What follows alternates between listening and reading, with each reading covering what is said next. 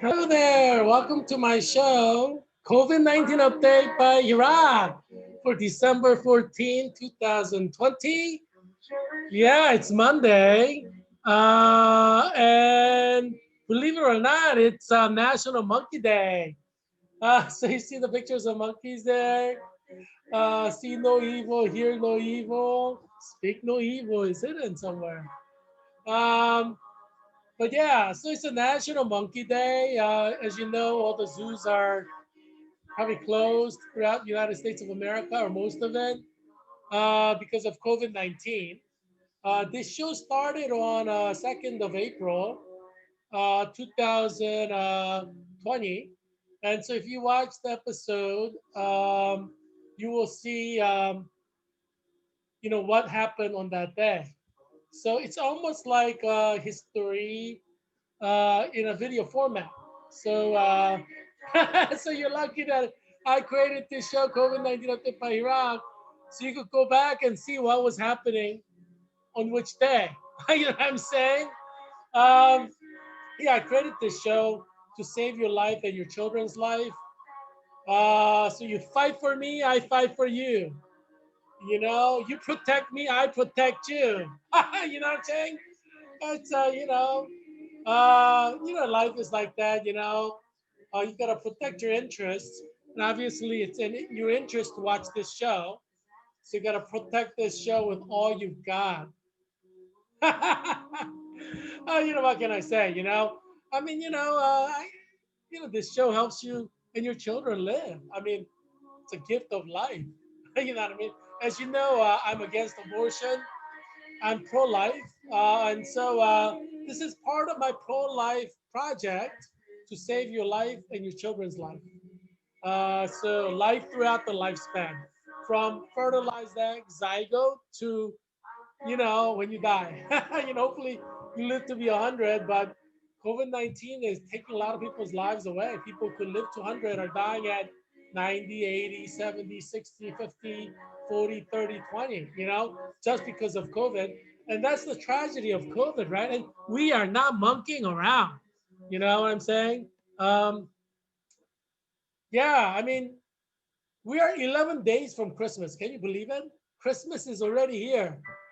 you know, it's holy jolly Christmas. 11 days to Christmas, y'all.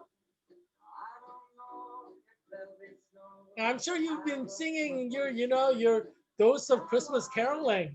I mean, listen to Christmas music, celebrate this holiday, right? Comes around once in a year. It's the most happy holiday of the year. So, what they say, 12 days of Christmas. And I think McDonald's has like 12 days of Christmas special menu.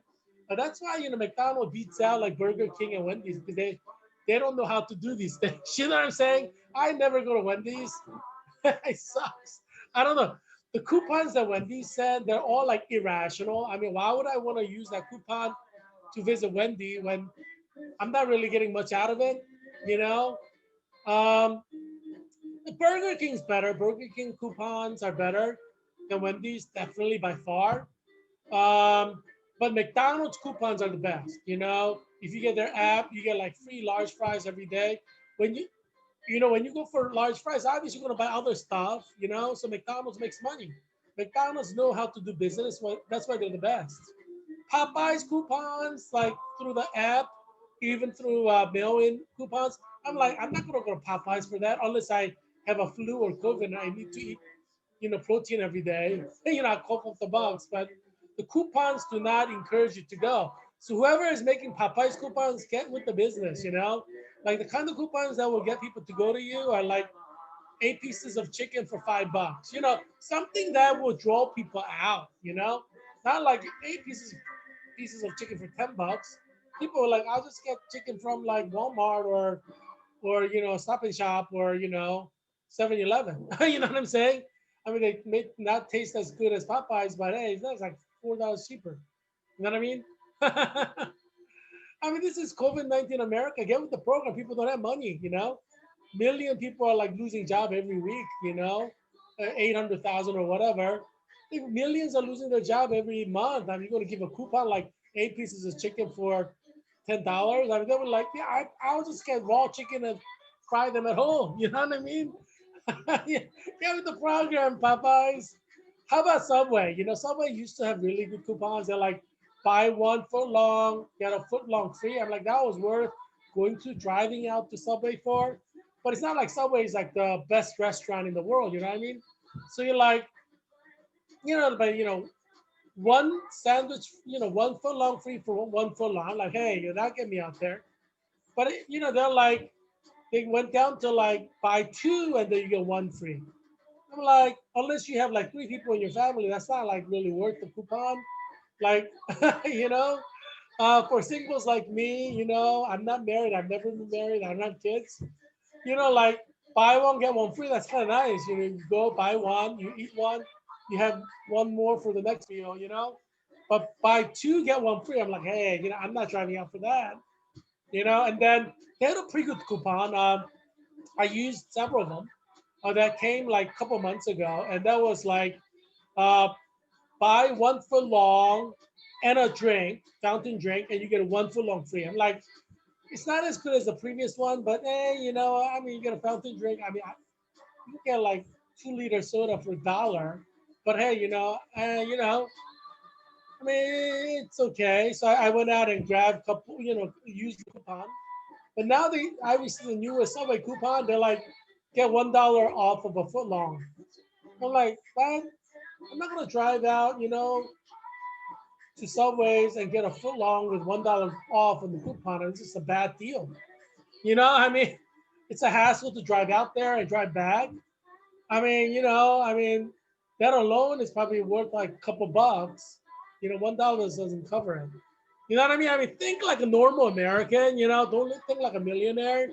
If you think like a normal American, these coupons are worth jack, right? You agree, right? You know what I mean? This is why McDonald's is king, because they know how to do coupons. They know how to get you out there. Burger King coupons are not as bad. They're pretty good. I have to agree with you. I'll say McDonald's coupons are number one. They'll get you out there. People will just go out just to use the coupons because they think it's a good deal. But Burger King, they're not bad. They're number two. But like after that, like all the other coupons, I'm like, hey, I haven't been to Popeyes for like 2 3 months because our coupons suck, and I don't have a flu. But I went to Popeyes every day, when I had flu and then acute bronchitis in April. I almost died from that, and I had the flu vaccine shot.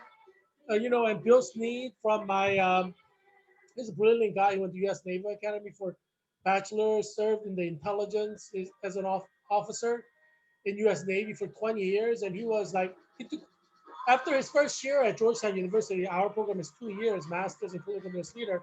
He went in a top secret 1 year, intelligence operation in Somalia, fighting all these insurgents, and they're in a war, I guess. So and then he came back and graduated with us. He was in Megan Lasavage. She was the president of her CNL class, uh, her cohort, which graduated in 2019 August. My cohort graduated in 2020 August 24th, and Billy Sneak graduated with us, although he entered the Megan Lasavage's um, you know uh, cohort. Hi, Megan. Megan is, working at Children's National Hospital in a NICU unit, and I had lunch with her, and she has like two, I guess, golden retrievers, that she loves, and yeah, a lot of people that I know love golden retrievers for some reason, And Billy Sneed, he has a dog too, and he's like, in April when we first had COVID, and we're all like doing Zoom. Billy's like, I'm thinking about not walking my dog, but like having him poop in the bathtub because, not much was known about COVID. And Billy, he's a naval guy and he's trying to be careful. And he didn't want to get infected with COVID, because COVID is killing a lot of people. And we still don't know much about COVID, unfortunately. Scientists don't know much about it. Experts don't know much about it. They know a little about it, but not much about it. It takes time to understand like microscopic invisible virus.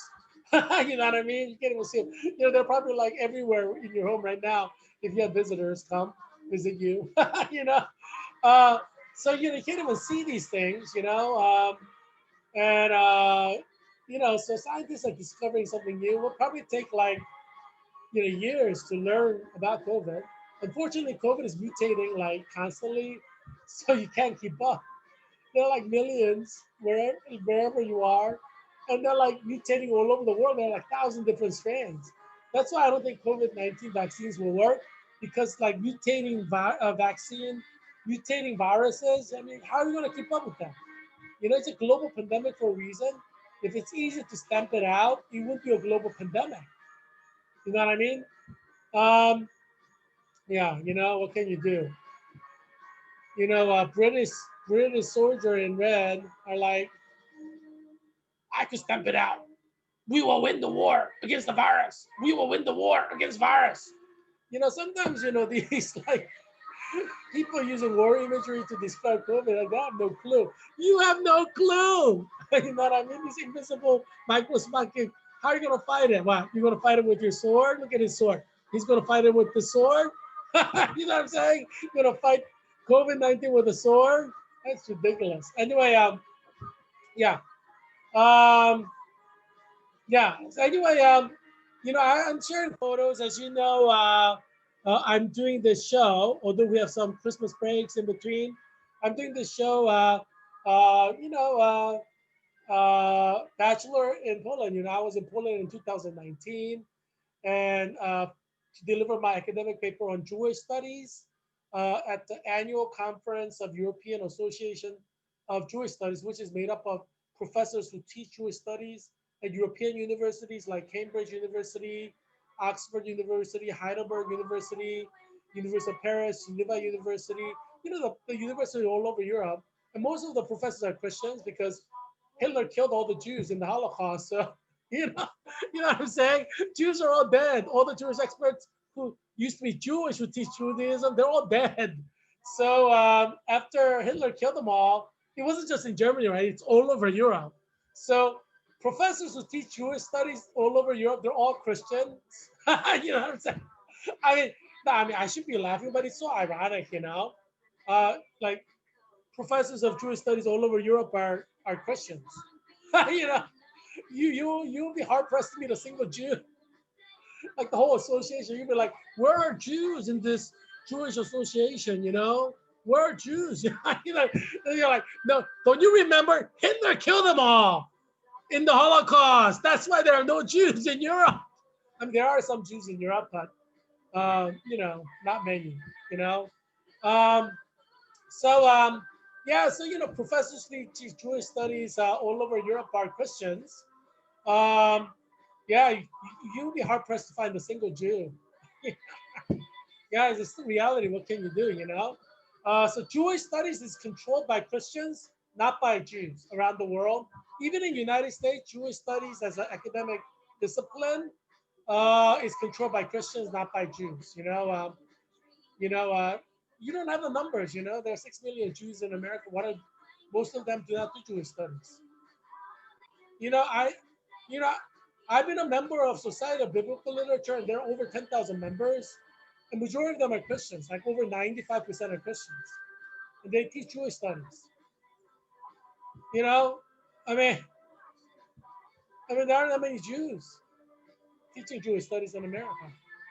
I mean, they just don't have the numbers. So you go to like a community college, people who are teaching Jewish studies are like Christians. You go to like your local colleges in your town or state or county, people teaching Jewish study are Christians. It's just like that all over America. Jewish studies is controlled by Christians, not by Jews in America. But even though we have 6 million Jews, we have 330 million Americans. We have 50 states. There are areas in America where there's not a single Jew. Like you go to a county, like in Iowa, there's not a single Jew. Like you could ask a kid, have you seen a Jew? They're like, no, I've never seen a Jew, like in person. I've never met a Jew. Yeah, that's not just in Iowa. It's in Indiana. It's in North Dakota. It's in South Dakota. You know what I'm saying? It's in California even. There are areas of California where people have never seen a Jew in person, just on TV. This is America. You have 6 million Jews. How are you going to meet Jews if you live in like Alabama or Kentucky or Minnesota? I mean, Minnesota is filled with like Norwegians and Scandinavians and Germans. Yeah, you'll meet Germans and Scandinavians, but you're not going to meet a Jew in many areas of Minnesota. You know what I'm saying? Or Nebraska, um, where the best investor in the world that lives. I mean, how are you going to meet a Jew in Nebraska? Good luck with that. You know, finding a Jew journey. You know what I'm saying? In Nebraska, where are the Jews of Nebraska? You know what I mean? I mean, it's kind of like with Koreans too, except Koreans, yeah, I mean, there are areas where you're not going to meet a Korean, but Koreans, they start a church wherever they go, and so and Koreans are part of Christian denominations, so they meet once a year with all the pastors in that denomination, and regionally, they may meet like once a month. So there's a kind of camaraderie among Christians, Christian clergy and white Christian clergy, and Latino and Black Christian clergy. Although a lot of blacks have their own denomination, like you know uh, Church of God in Christ, or so there's a Baptist denomination in America that's 100% black. Like 100% of the members are black. It's like 1.7 million, and it's a Baptist denomination. It's like all black. Like there's not a single white person, single Korean person, single Hispanic person is a member of this Black Baptist denomination. Um, so I mean, there are churches tend to be very ethnic. Um, and they say Sundays when America's most segregated because black people worship with black people in black churches, Koreans worship in black Korean churches, you know, uh, and whites worship in white churches. And it's like that. I assure you it's true. Because I go to churches all over Virginia's 8th District in Arlington, Alexandria, Falls Church in Fairfax County. I've been to churches that are 100% black. I was the only non-black person there in Alexandria, in downtown Alexandria, in a United Methodist Church there. I went there for one Christmas and worshiped with them for like, I mean, it wasn't Christmas Day, but Christmas season. And all the members are black. I'm like the only non-black. There was one white person there. I guess, yeah, I don't know what. I guess she was a visitor like me. She probably thought it was a white United Methodist church. You know what I mean? I knew it was black before I went there because I visited the church website and everything. But I like black people, so. And I've been to like these churches all over Alexandria, Arlington, Falls Church, and Fairfax. There are churches that are 100% white, like not a single non-white person. There are churches like that. You didn't know that, did you? Because you don't visit the churches in there. And I assure you, there are churches in this area that's 100% Korean. There's not a single non-Korean in the church in Virginia's 8th District. Yeah. There are churches that are 100% Mongolian. There's not a single non-Mongolian member there. There's churches that are 100% Chinese. There's not a single non-Chinese person and who's a member of church. Ethiopian churches, there are not a single non-Ethiopian in that church. Filipino churches where there are not a single non-Filipino in the church. Yes, these are churches that exist in Arlington, Alexandria, Falls Church, and Fairfax County, Virginia's 8th District. Yeah, Sunday is the most segregated day in Virginia's 8th District, just like all over the United States. You can't change that. Um, People like to hang out with people who think like them, talk like them, walk like them, eat like them. That's been the that's been the case since the beginning of time. People prefer that because it's less stress. You know, when you hang out with people who are different from you, there's a lot of stress. Oh, are they going to be offended? As what we say, there's a lot of stress, and people work hard Monday through Saturday. They don't want that kind of stress on Sunday when they go to church. That's why people go to church where everybody are similar. Like they're eat the same food, speak the same language. They have the same customs and traditions. They don't want to be stressed out on Sunday. They're one day off from work. And this is true in Virginia's 8th District, like it's true all over America. You cannot change this. Trump cannot change this. Biden cannot change this. This is permanent condition in the United States of America, that on Sunday it's the most segregated day. What are you going to do, pass a law to desegregate churches in America? I mean, everybody will hate you for that. Because black churches want to be black churches. Korean churches want to be Korean churches. Vietnamese churches want to be Vietnamese churches speaking in Vietnamese. Filipino churches want to be Filipino churches speaking Filipino. Latino churches want to be speaking Spanish. Well, what are you going to force them to speak English? But this is America. Speaking in English. You know what I'm saying? That's such a racist thing to say, right? So yeah, Latino churches have Spanish-speaking services. Like Korean churches have Korean-speaking services. Vietnamese churches have Vietnamese-speaking churches, services. Filipino churches, let them worship in Filipino. What's your problem? Why are you trying to force Filipino churches not to speak Filipino? You know what I'm saying? You liberal progressive. You want to just homogenize America into like an alternate version of white liberal America where everybody speaks perfect English without an accent.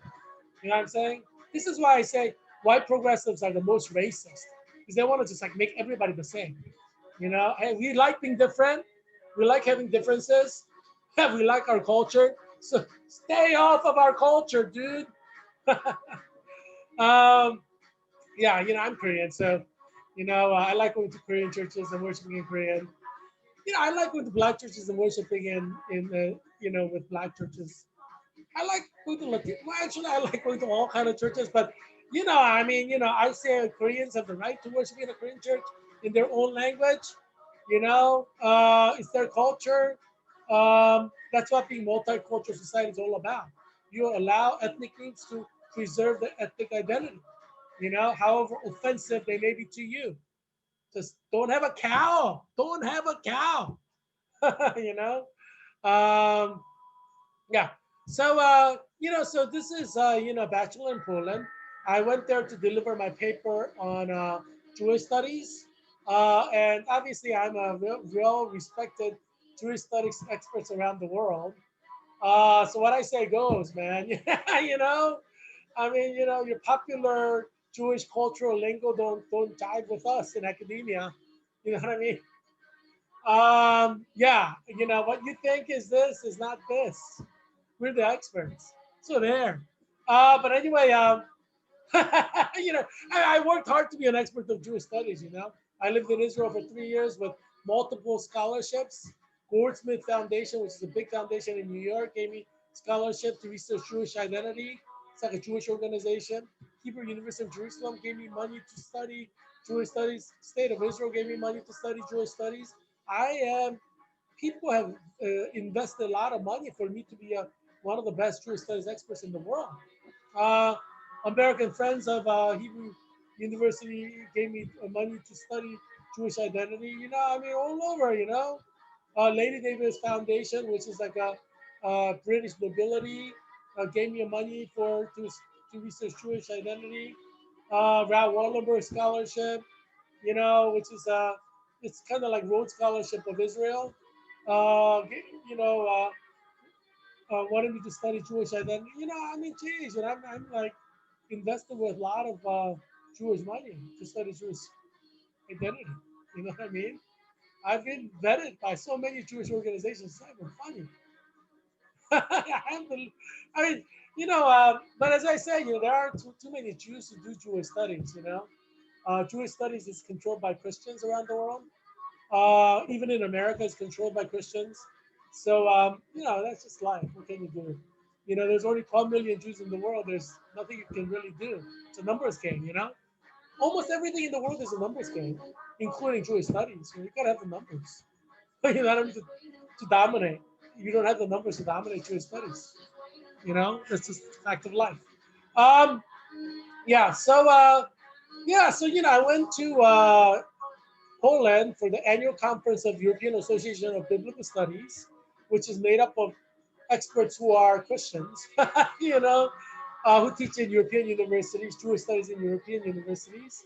And obviously, they want to hear my latest research because I'm one of the leading experts of Jewish studies. So I went there and gave them my spiel. And, they adore me. They're like, we're not worthy, we're not worthy. No, they didn't do that, but they were thinking it, I'm sure.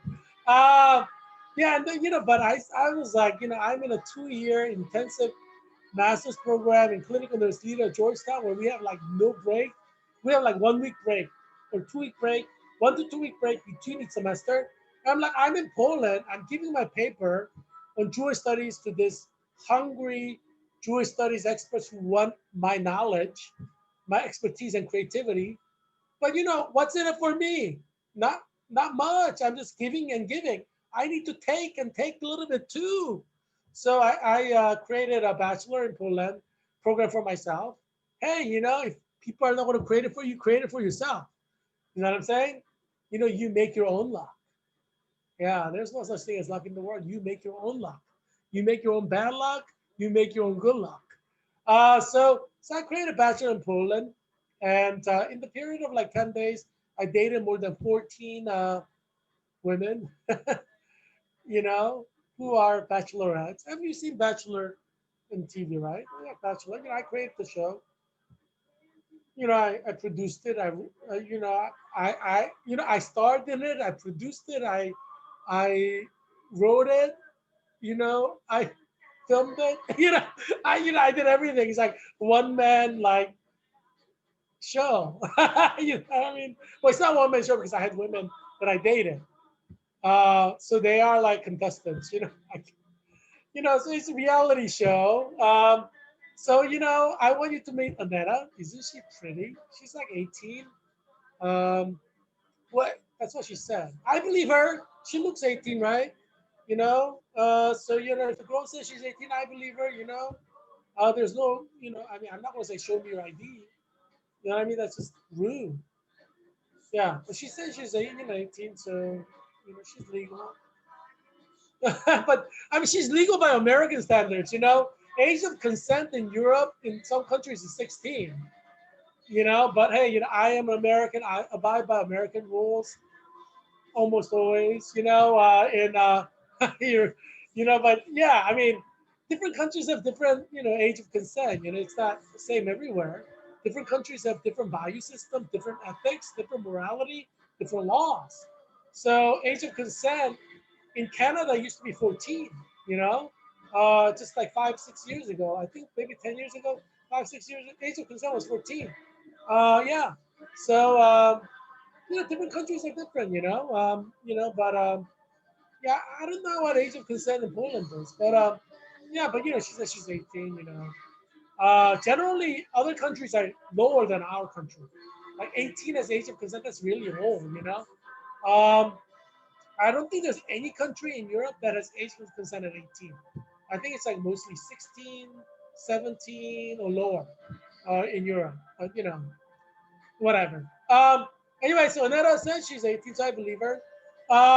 Yeah, but anyway, she's one of the bachelorettes. She's pretty. She's really pretty. She's blonde and blue eyed. Polish women tend to be really pretty.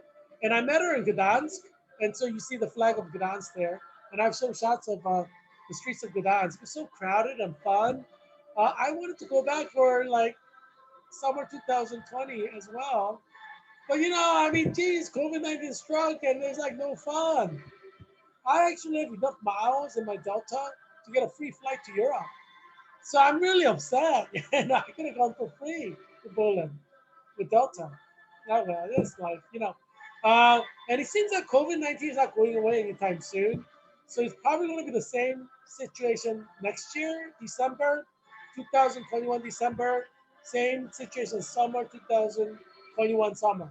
So, I don't know when I'm going to be able to use my Delta airline ticket, but, what can you do, It's a global pandemic. We're all in it.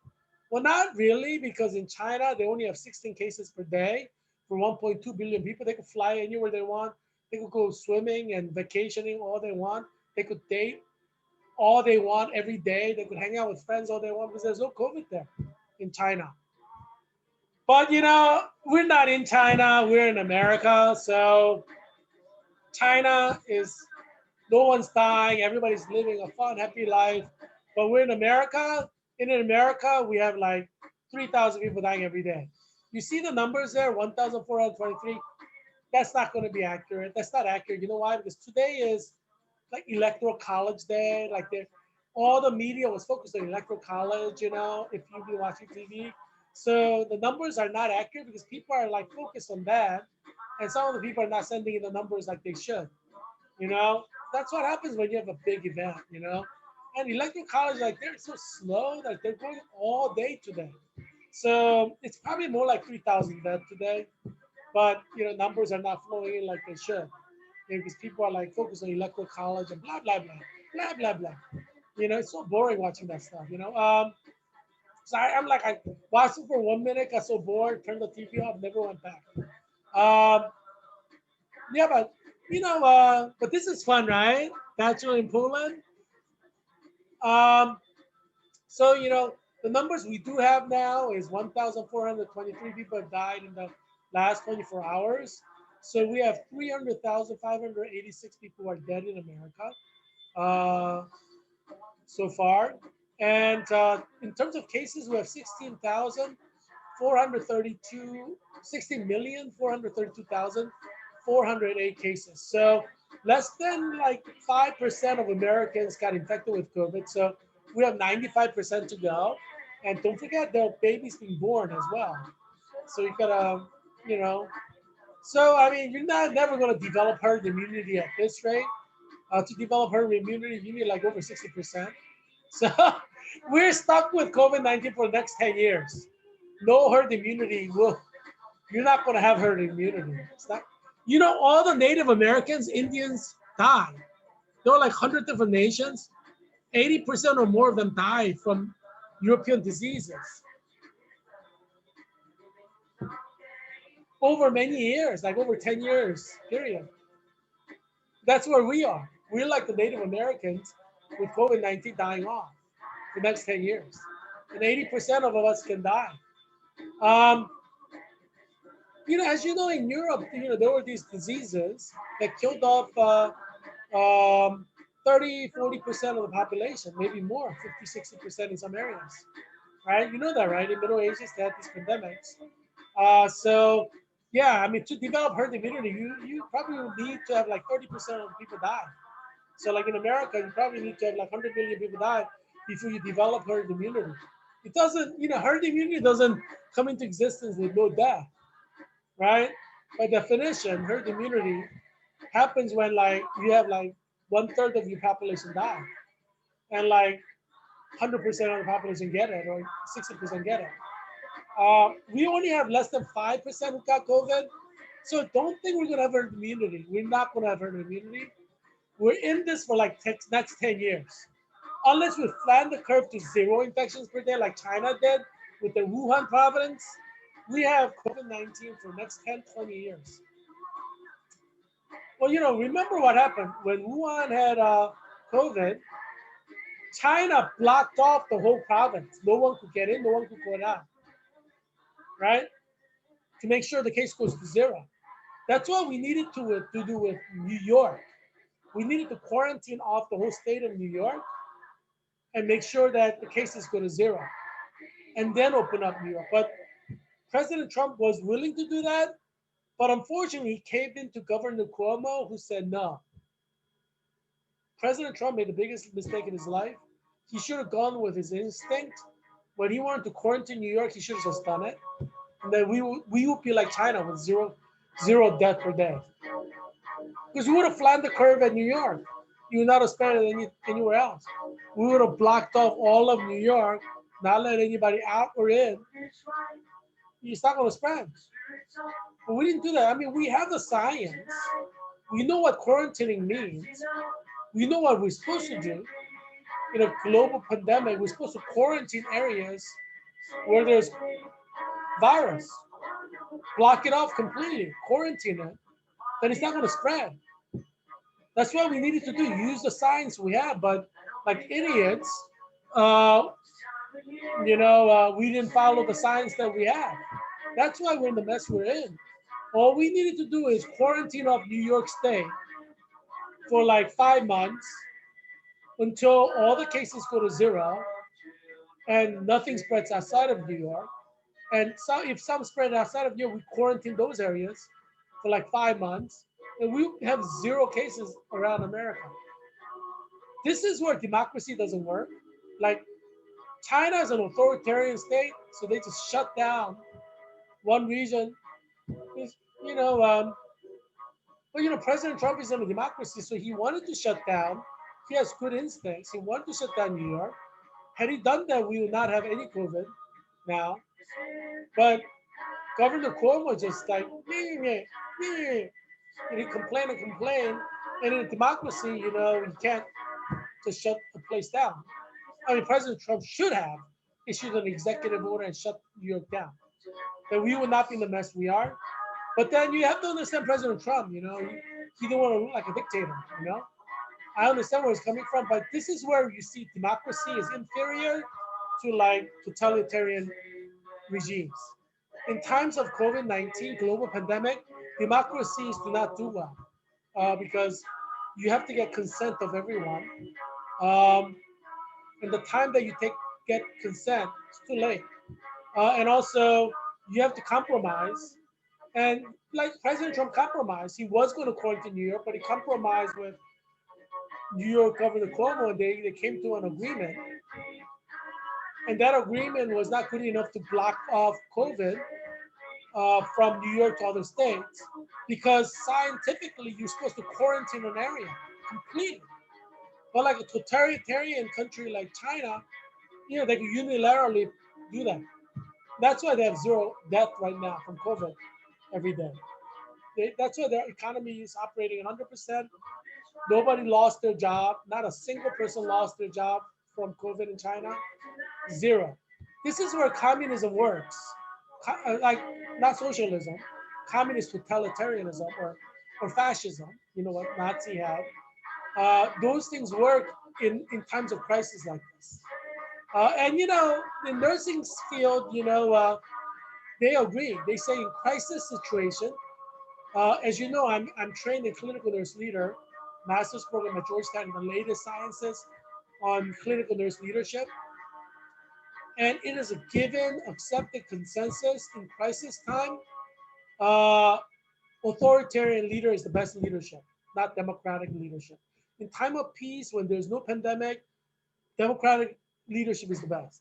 But in times of crisis, authoritarian leadership is the best. Because you could shut a whole area down, uh, and then you enforce it. That's what China did with Wuhan. No one could leave their home. Not a single person could leave their home for anything. They just shut everything down. That's what you needed to do in New York in April 2020. If U.S. government did that, all of us, nobody would be losing their job. Nobody would be being evicted. Our economy would be operating 100% just like China. Other democracies have the same problem as us, right? Right? Like England, Scotland, Wales, Northern Ireland, Republic of Ireland, France, Germany. These are democracies. They can't just shut a place down completely, you know? Um, like unilateral. So, unfortunately for Western civilization, which is democratic, uh, COVID-19 may end Western civilization as we know it, meaning the dominance of Western civilization for past, you know, um, centuries, several centuries, may come to an end. Just like like in North America and South America before the European explorers came, this was dominated by Native Americans, Indians, but they were 80% or something were killed off by disease, right? So it ended the Inca empires, Mesoamerican empires, and all the empires were ended here because of Maya Empire, because of illness and disease. So COVID-19 can potentially end Western civilization. Um, so I mean, I think that's from a historian's perspective, as you know, I'm professionally trained as a historian. It's a real possibility. Like Western civilization may end as a dominant civilization in the world because so many will die off in the next 10 years.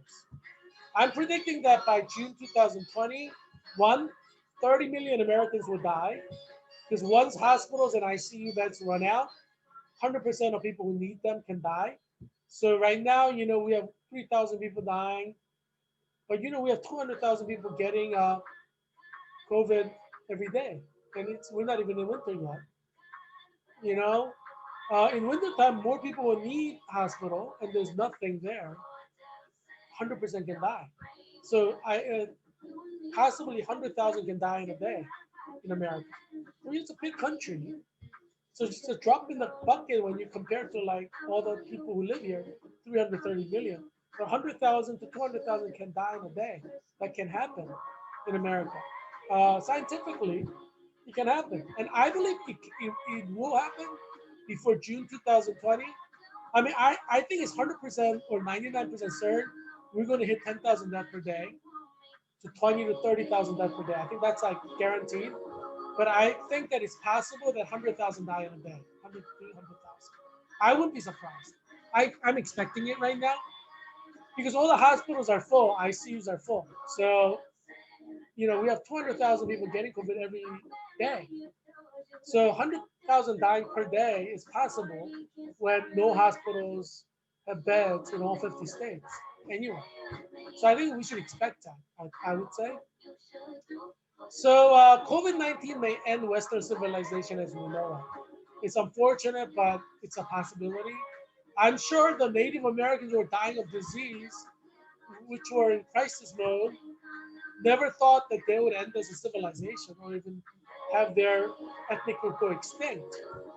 But we may have some groups go extinct, like ethnic groups go extinct because of COVID in the next 10, 20 years. So I'm thinking that this COVID will continue for the next 10, 20 years. There's no reason to believe that it's just going to stop on its own, right? HIV infections have not stopped on its own. It kills hundreds of thousands every day, every year, not every day, every year. Hepatitis C infections have not stopped on its own, and it kills hundreds of thousands every year. So, COVID-19 can kill hundreds of thousands or millions every year. I mean, there's no science that says it cannot happen. Um, and because COVID-19 is mutating every day, uh, I'm betting that no vaccine will work.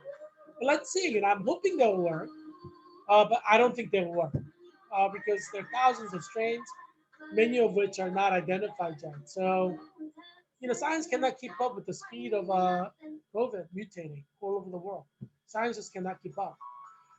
But as I said, this is all the deaths are happening in Europe and America, in Western civilization.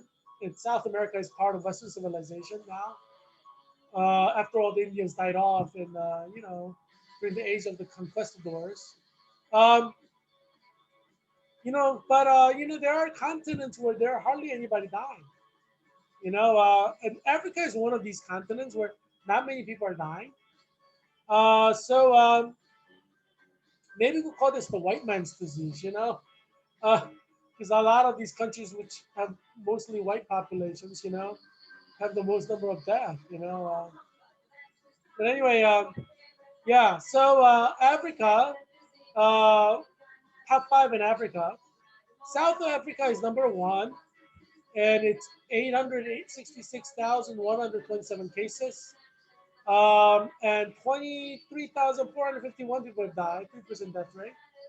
I mean, it's not that much, right? I mean, it's like, it's number one in Africa. Number two, Morocco, 400,826 cases, 6,659 people have died, 2% death rate. That's like, what, 2 days, 3 days tally in America, right?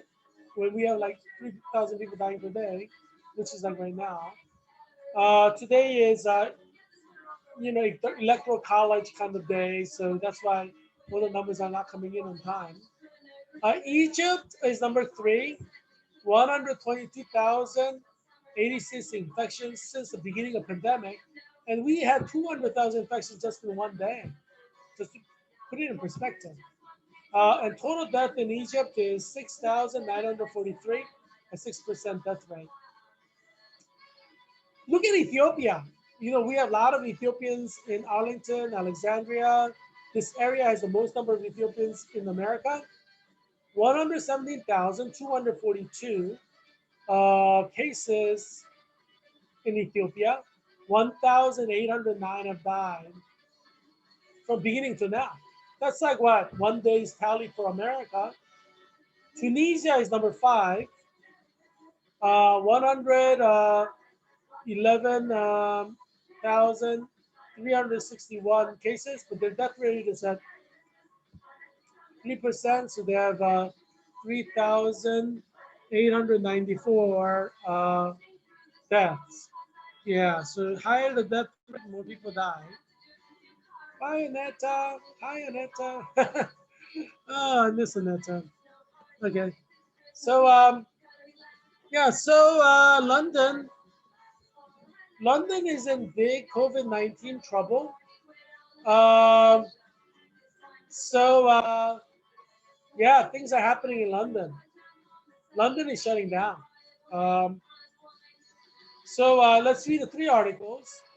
New genetic variants of coronavirus found in UK. See, coronavirus is mutating all the time. There are variants that are found, there are variants that are undetected. They're spreading as variants, but they're not detected. There are thousands of strains of COVID-19 right now in the world. How is the vaccine going to work? Um, and they're constantly mutating even now as we speak. Um, so this is in Reuters, NBC News. Reuters supplies news to NBC News. So it's December 14, 2020 today. Over 1,000 cases of the variant have been identified in the past few days in England, predominantly in the south of the country, where it could be connected to a surge in cases. Health Secretary Matt Hancock said on Monday, "We have identified a new variant of coronavirus, which may be associated with the faster spread in the southeast of England," Hancock said in a statement to Parliament. Initial analysis suggests that this variant is growing faster than the existing variants. There's a lot of variants. So like strains. Variants is another term for strains. The genetic information in many viruses can change very rapidly. Yeah. And sometimes these changes can benefit the virus, meaning if viruses goes to infect and kill. So benefiting the virus means it does that more effectively.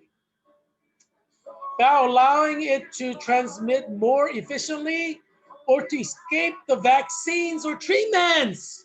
Yes, COVID-19 will mutate every time you give a vaccine to evade the vaccine or make the vaccine non-compliant, meaning you got the vaccine, COVID-19 is trying to get into you, eventually it's going to succeed to go through the vaccine, even if it works. You see what I mean? That's why vaccines are not going to work.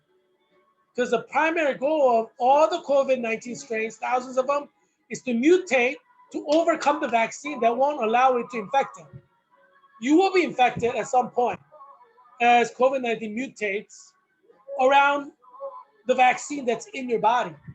It will detect the vaccine and it will mutate to be able to penetrate through the vaccine to infect you with COVID. That's why none of the vaccines will work. You see what I'm saying? Even if it works, it will not work. You see what I'm saying? What I mean by that is even if it's working, eventually the millions of billions of viruses, COVID, will be mutating in different ways. And one of those mutations will succeed in getting you infected. And it'll be probably much harsher infection, meaning the strain that you would have got infected with, you just have mild symptoms. You may cough a few times, feel a little drowsy, stay home for a few days and then you're okay. You had COVID, it's done. But because you took the vaccine, now it's going to mutate, overcome it, which means it has to be stronger. So eventually when it infects you and your system, the strain that infects you, the mutated strain that infects you, is super duper COVID-19. So you have like no chance of surviving. Do you see what I'm saying? Do you see why I'm not taking the vaccine? Because there's this thing called superbug, right? And super virus, I mean, there's no chance you're going to win against it. But the problem is once the virus mutates and become a super virus, it can infect even people who don't have the vaccine too. So that's the problem. But that's a long-term problem. But in the short term, if you're going to get infected with COVID, would you rather be infected with a weaker strain than a stronger strain? You know what I'm saying? So these are things that you gotta think about and worry about, because super bug can kill you tremendously. I mean, so my when I say 30 million Americans will die, I'm imputing into that the variable of the vaccine. You see what I'm saying? If we did not have vaccine distribution, we may have 3 million by June. But because we have the vaccine distribution, it's guaranteed, 100% guaranteed, we're going to have super bug. We're going to have super COVID-19 in the next few months. That's guaranteed. Um, so we don't know how that's going to look, but we know that it's going to kill at a much more torturous rate. Uh, so, so that's why I think we're going to have 30 million dead by June. Let's see. I'm hoping to be wrong, but I don't think I'm wrong. Um, I don't know if you've heard of MRSA or VRE.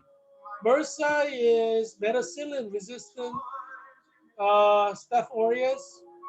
So people who have bacteria infection got this antibiotic, and then bacteria found a way around it and became a super duper infection, which is they resist the antibiotic. So they tried to treat that with vancomycin, and then the bacteria recognizes vancomycin is killing it. So in order to survive, it starts mutating, and then it becomes vancomycin antibiotic resistant bacteria. Yeah, you see what I'm saying. Bacterium viruses, they mutate and they become super duper viruses, super duper bacteria. So that's going to happen throughout the United States because of the vaccine. That's a guarantee, 100% guaranteed. Ask any scientist, it's 100% guaranteed. Um, so what this what so using vaccines in an experimental way is dangerous because you don't even know it's working. And when the super duper virus develops, I mean, you don't know enough about the virus to try to counteract that, right? And so this is a serious problem right now. Scientists are like stumbling in the dark, and using vaccines will only create a super duper violent, uh, dangerous COVID-19. That's like guaranteed. Um, Survival of the fittest, right? COVID-19 wants to survive. The only way it's going to survive is by overcoming the vaccines. So that's coming in next few months. You'll see it. Like maybe in February we'll see like a super duper COVID-19. We may, I don't know how long it'll take it to overcome the vaccines if they work. If they don't work, then we have grace because if they don't work, then we'll just have normal COVID-19, infecting people. So it's a lose-lose situation, I would argue. It's not a win-win situation what we're facing. You're never going to go back to normal life. You can take the vaccine all you want. You're never going to have normalcy ever. You still have to wear the mask. You still have to social distance for the next 10 years or more. Only thing that's going to help you is like an artificial ventilator. And that's why I'm pushing for U.S. government to develop next generation artificial ventilator. That's the only thing that's really going to protect you unless COVID-19 mutates and it's no longer merely a respiratory virus. Right now, it's a respiratory virus. You get it by breathing it in, but it could become a different type of virus. Then we're in trouble. Yeah, I'm predicting that 2.4 billion people in the world can die in the next 10 to 20 years from COVID-19 and its mutated versions. So that's one third of the world, but it should be surprising to you because one third of the world have died in global pandemics in the past. Like every few hundred years, you have that. So you should be surprised that it can happen. This has happened several times in history, in Western history. Um,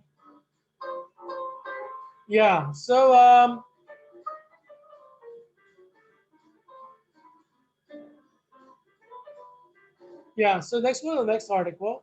London, second article, London to move into top tier of restrictions as UK identifies new COVID variant. That's by Brown and all et al. In CNBC today. London will be placed into England's toughest tier of coronavirus restrictions from midnight on Wednesday morning. So that's like, not tomorrow, day after tomorrow. Or like tomorrow midnight, basically, right? Because it's like 12:01 Wednesday, so it's like after 12 o'clock tomorrow.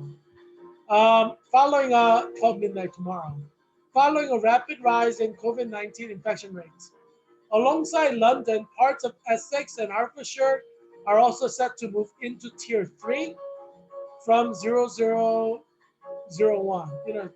1 minute past midnight tomorrow, London time on Wednesday. Um, so it'll be during our daytime, right? It'll be like, what, 6 o'clock, 6 p.m. at night, our time. We're going to start that. So it's like basically starting tomorrow. Uh, Under Tier 3 restrictions, people cannot mix indoors. It's interesting how different countries have different regulations. People cannot mix indoors, in private gardens, or most outdoor venues.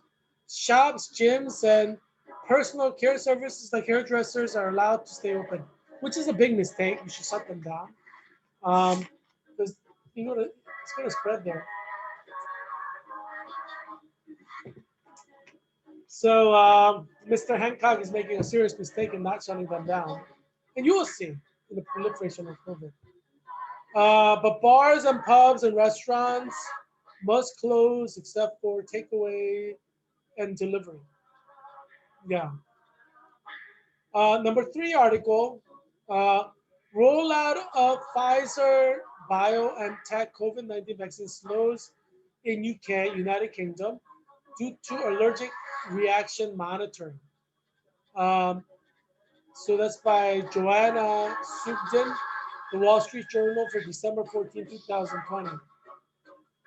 So British doctors say rolling out the Pfizer Inc. BioNTech SP COVID-19 vaccine beyond hospitals will take longer than anticipated because of logistical challenges and complication thrown up by news in the UK of allergic reaction after the injection, following 2 severe allergic reactions on December 8th. Like, were these injected in non-hospital setting, they probably would have died. Both of them probably would have died. But they were in hospital setting, so they were able to treat it right away. But if they got received this vaccine in a non-hospital setting, both of them probably would have died. Because allergic reactions, for those of you who suffer peanut allergies, you know what it is. If you suffer severe allergy, you die. If you don't have the epinephrine pen. How many people carry epinephrine pen? Unless you have peanut allergies or something, you don't carry it. So let's say, in a setting, you get vaccinated, you walk home, and 15 minutes later, you have this allergic reaction, it's like a certain death. Um, so doctors were told to monitor patients for 15 minutes after each injection. That's probably not enough. Because allergic reactions, yes, they happen generally within first 15 minutes, but some are delayed, and they could kill you too. So there are a lot of problems right now with the vaccines, and we're going to see all the problems emerge as vaccinations continue. So that's why I'm not getting vaccinated. I could have gotten my vaccine this week because, as you know, I'm a registered nurse. So I was offered the vaccine, the very first vaccine in Virginia. I was offered the very first vaccine, and I told Virginia Hospital Center, no, I'm not going to get it. Thank God Virginia Hospital Center does not require us to get the vaccine. It said, it's not mandatory. If you want to get it, get it. If you don't want to get it, don't get it. So I said, I'm not going to get it. I didn't have to think twice about that because as you know, I've had this show since April 2nd, 2020. And, so I've been doing a lot of evidence-based research on COVID-19. So I'm an expert of COVID-19 by definition, right? And I've been studying its mutations and I've been discussing them in the show. And I've been studying how different strains do different kind of things. And as far as I can see, scientists have not identified COVID-19 accurately or specifically enough to be able to create a vaccine that can work effectively. So what I'm looking at is like, you somebody blindfolds you and they're like, there's a dartboard, just throw the dart.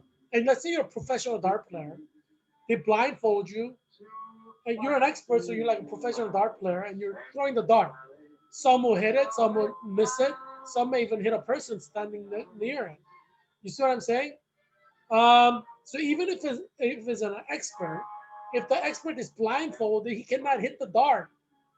He may be able to hit like the center 10 out of 10 when he's not blindfolded, but blindfolded, he may miss the center all the time, 100% of the time. So, so that's how I see this vaccine. Experts have worked on it, but they don't know COVID-19 well enough. So it's like being blindfolded and they're like throwing the dart. So I don't want to experiment with something like that on my own body. Especially if it has too many weaknesses. We don't know what the super COVID's going to do. We don't know yet because it hasn't come into existence yet. Super COVID-19. And so I think it's messy. Whenever you have warp speed anything, you have a problem. So like rushing a vaccine, I would argue is the biggest mistake. It's the same mistake United States of America made in the Spanish flu pandemic of 1918. Not many people died the first time around. People got sick, and people did die, but not many died. But United States went on a campaign of vaccinating millions, and in the second flu season, majority of Americans died, and we ended up having like 800,000 deaths in two flu seasons. And I would argue that it's probably the vaccine that weakened their immune system. Uh, Unless the vaccine, the flu, Spanish flu became more powerful the second season around, But the fact is, we didn't have that many people die in the first flu season. Most of our death was second flu season. Um, so yes, it's circumstantial evidence to a certain extent, but it's a circumstantial evidence that we cannot ignore. Because the fact is, the United States had a vaccine campaign to have a warp speed vaccine. People think like, whether you're 100 years ago, you know, people think alike, every generation. So they vaccinated Americans thinking that this vaccine will work. Everybody vouched for it, like everybody's vouching for it now. But more people died because, after the vaccination. So it may just be, correlation, but it may be causation. You see what I'm saying? It may have caused them. So that's why I'm not going to be vaccinated. There's too much evidence in history, uh, and there's lack of evidence in science for me to trust this vaccine. I wish I could trust it, because obviously I'd rather not die from COVID. Um, I'd rather not get it and suffer from it, even if I don't die. So if I believe that COVID vaccine would work, I would take it, hands down. And obviously, I wish it could work, but there just isn't enough evidence. So I probably will take this COVID vaccine 1 year from now if I see for 1 year that it works and it's not killing off people. But as I said, my prediction is that it will kill off people, either by compromising their immune system or by development mutation by COVID to become super COVID. And I'm predicting 30 million Americans will die. I saw the interview by Bill Gates from Sunday, and he's estimating 200,000 more will die. I think he's just underestimating, just not to scare you off. But I think Bill Gates will agree with me that super COVID can develop from the vaccine administrations. And Bill Gates, I believe, will agree with me. There is not enough information on COVID to make the vaccine fully dependable. How do you know? If this vaccine would truly save Bill Gates, don't you think he would do all he can to get it? But you know what he said in the show? He said, when my turn comes around, yeah, I mean, Is that how you talk when you think that something's going to save your life? Right? You got to read between the lines. Bill Gates said in a calm voice, when my turn comes around, I'll get the vaccine publicly. It shows me that he doesn't trust them. Like when his turn comes around, what the heck does that mean? It means he's going to wait and see. You see what I'm saying? What do you mean your turn comes around? Right? So that's why, I mean, I am like confirmed in my decision. After watching Bill Gates' interview on State of the Union, CNN, on Sunday, that was yesterday, uh, I am more than ever convinced that I made the right decision to reject the COVID-19 vaccine. Because Bill Gates has seen data, and if he really thinks that it's going to save him from infection, he's not going to talk the way he's doing. He's going to be like, I wish I could have it because I believe in it. It's going to work. He doesn't speak like that. He's like, when my turn comes around, I will, I'll take it public. That could be like a year from now. You see what I'm saying? He's a billionaire. He could get the vaccine anytime he wants. Why is he refusing to get the vaccine that he can easily get for himself and his family? Because he doesn't trust it. I read between the lines. Um, I'm a historian, professional trained historian. And that's why I would tell my mom and dad, do not take the vaccine now. Let's see what happens to other people, and then, maybe a year from now. Because I don't want my parents to die. But, I mean, you do what you want. Obviously, you're not my mom or my dad. Um, but, what can you say, I believe in Jesus. Uh, and so, in a sense, my faith does sustain me. Obviously, I take all the vaccines that I believe in. Like flu vaccine, I took it right as soon as it came out. I took the flu vaccine because I believe in it. Um, Even though I got flu after the vaccine in April. But as Billy Sneed from my clinical nurse Leo program explained, flu vaccine generally is for strain A. So if strain B infects you, you're going to get it. You're not immune to it. So it makes sense, if there's a lot of strains. Vaccine covers like one strain, right? Um, I don't know. Maybe in the military they give you vaccine for both strains. I don't know. I'm not in the military, but Billy said in civilian, I guess in our setting, you get a vaccine and it just covers for one strain, either A or B. It doesn't cover both.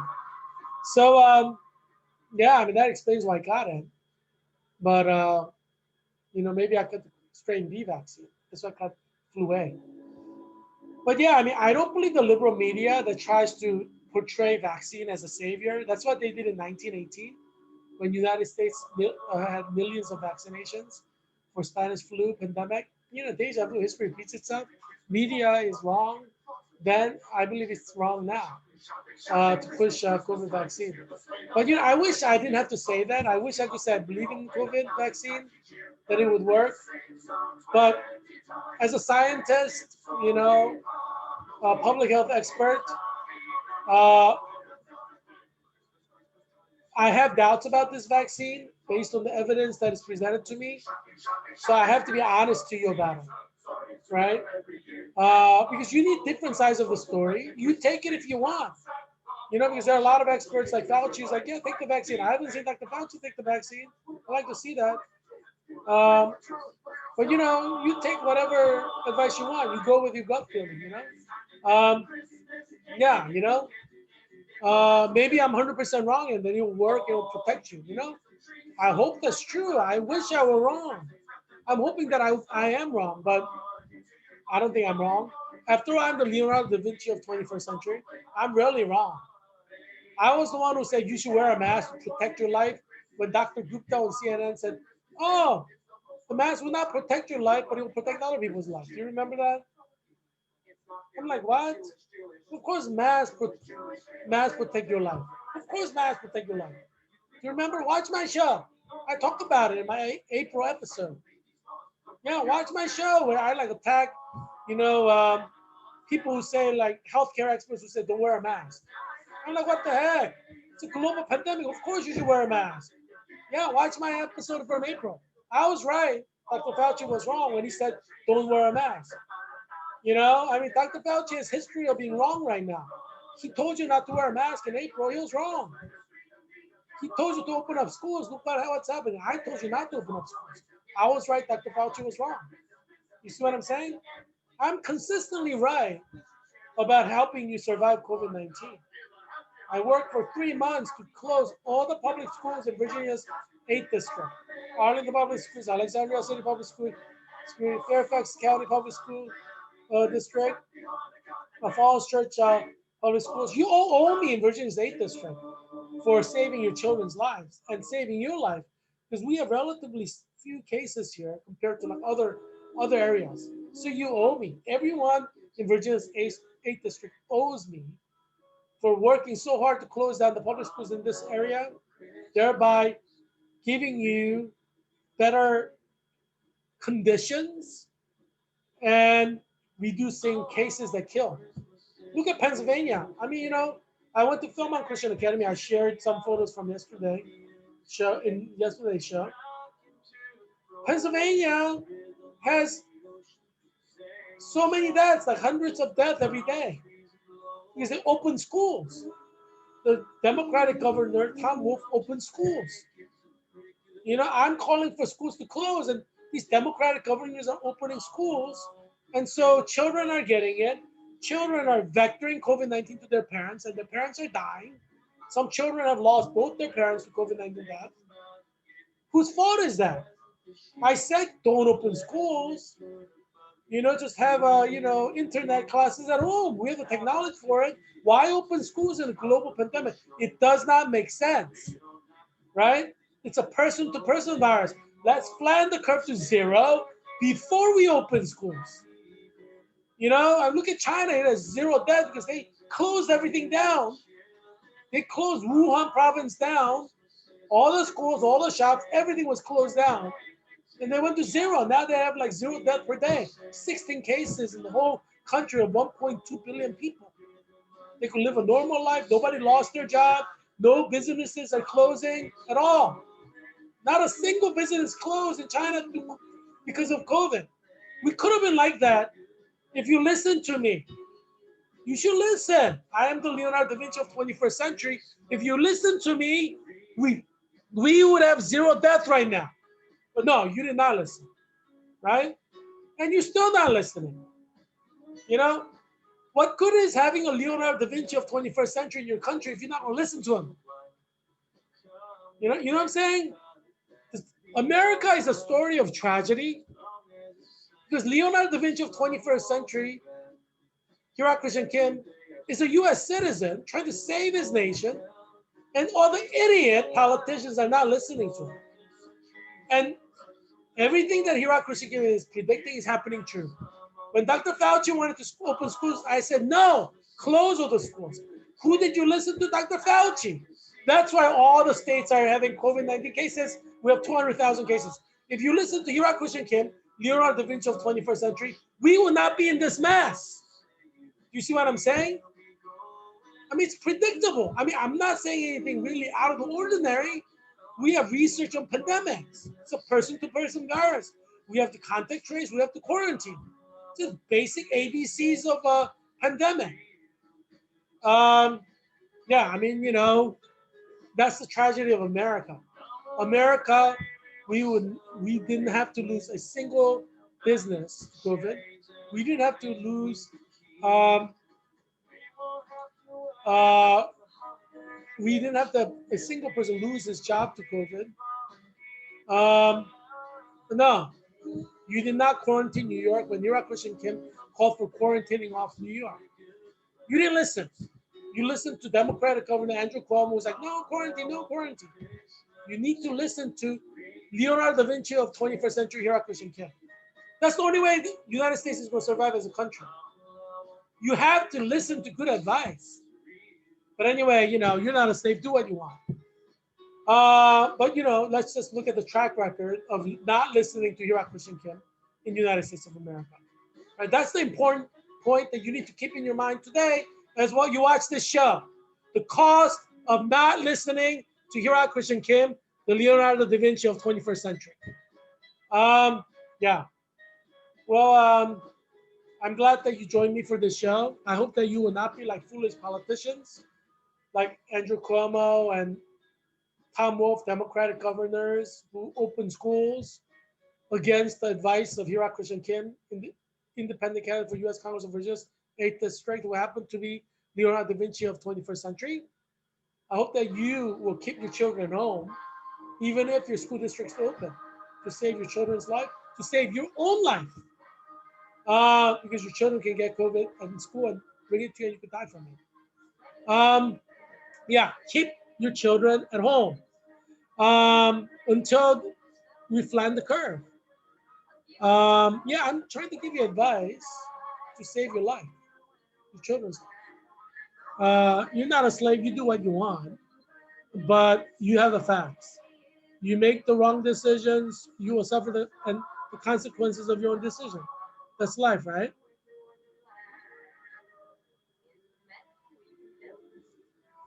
Ah, snowman. Parson Brown.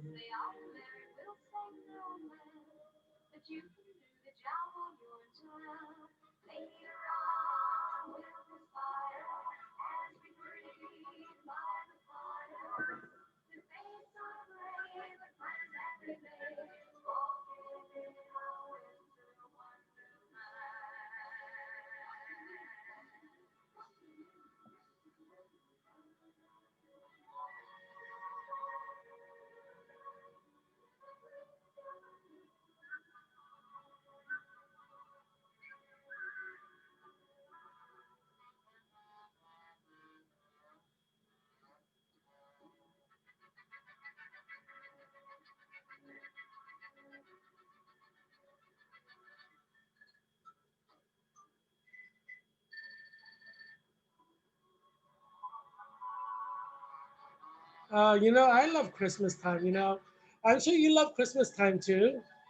Um, you may die this Christmas season. Your children may die this Christmas season, but at least you have this time with your children now, right? So you need to make the best of it. Um, yeah. So sing some Christmas songs with your children tonight, because you don't know when COVID-19 will take your life or your children's life, right? So enjoy Christmas season like you may not have a tomorrow. You know, make video camera films and photographs for your children to remember you by in case you die of COVID. You know, or in case your children die of COVID. They may die of COVID next week. Who knows, right? Anything could happen. It's COVID-19 America. So yeah, enjoy Christmas when you can, right? Live every day like it's the last day of your life, right? Yeah. Um, I hope that your family will be well and your children will be well too. See you tomorrow.